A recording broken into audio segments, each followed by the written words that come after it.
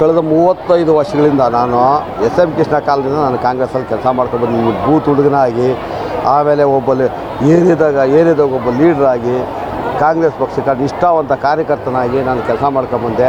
ಈಗಿನ ದಿನಗಳಲ್ಲಿ ಲೆಕ್ಕ ಹಾಕ್ಕೊಂಡ್ರೆ ಈಗಿನ ಹೊಸ ನಮ್ಮ ಕಾಂಗ್ರೆಸ್ ಕ್ಯಾಂಡಿಡೇಟು ಒಂದು ಗೌರವಾನ್ವಿತವಲ್ಲದೆ, ಪಾಪ ಮನುಷ್ಯ ಇನ್ನೂ ಚಿಕ್ಕ ಹುಡುಗ, ಫಿಲಮ್ ಡೈಲಾಗ್ ಕೊಡ್ಕೊಂಡು ಗೌರವಾನ್ವಿತ ಇಲ್ಲದೆ ಮಾತಾಡ್ತಾನೆ. ಆ ಒಂದು ಸ್ವಾಭಿಮಾನ ನನಗೆ ಸ್ವಾಭಿಮಾನ ಇದೆ. ಅವರು ಫೋಟೋ ಕಾಲ್ ಅಂತೆ, ಅವರು MLA ಕ್ಯಾಂಡಿಡೇಟು, ನಾವು ಮಾಮೂಲಿ ಕಾರ್ಪೊರೇಟರ್ ಕ್ಯಾಂಡಿಡೇಟು, ಅದು ಫೋಟೋ ಕಾಲ್ ಅಂದರು. ನಾನು ಆ ಫೋಟೋ ಕಾಲಲ್ಲ, ನಾವು ಗೆದ್ದಿರೋಂಥ ಕ್ಯಾಂಡಿಡೇಟ್ ಅಂತ ಹೇಳಿದೆ.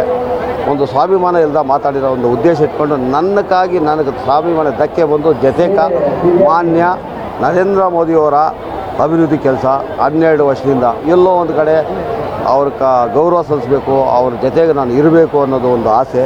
ಜೊತೆಗೆ ಮಾನ್ಯ ಶಾಸಕರು ಇವರ ಅಭಿವೃದ್ಧಿನೂ ನಾನು ಭಾಳ ಗಮನಿಸಿದ್ದೀನಿ. ನಮ್ಮ ಜೊತೆಗೂ ಅವರು ನಾವು ಜೊತೆಗೆ ಕೆಲಸ ಮಾಡಿದ್ದೀವಿ.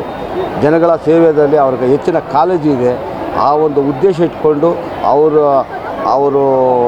ಅವರು ಬಂದು ನನಗೆ ಆಹ್ವಾನ ಮಾಡಿದಾಗ ನಾನು ಮನಸ್ತೃಪ್ತಿಯಿಂದ, ಈಗ BJPಯಲ್ಲಿ ಅಧಿಕಾರ ಇಲ್ಲ ಅಂದ್ರೂ ನಾನು ಮನಸ್ತೃಪ್ತಿಯಿಂದ BJPಗೆ ಸೇರ್ಪಡೆ ಆಗಿದ್ದೀನಿ.